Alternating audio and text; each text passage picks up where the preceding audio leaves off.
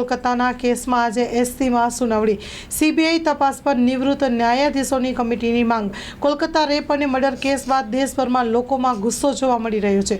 CBI આ કેસની તપાસ શરૂ કરી દીધી છે। સોમવારે આરજીકર મેડિકલ કોલેજના પૂર્વ પ્રિન્સિપલ સંદાપી ઘોષની લગભગ 13 કલાક સુધી પૂછપરછ કરવામાં આવી હતી।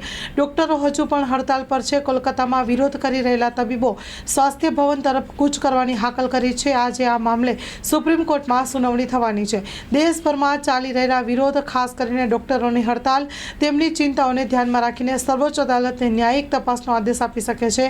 તે જ સમયે નિષ્ણાંતોનું કહેવું છે કે સુપ્રીમ કોર્ટમાંથી કોઈ નક્કર ઉકેલ મળી જાય પછી જ ડોક્ટરો પણ તેમની હડતાલ પાછી ખેંચશે।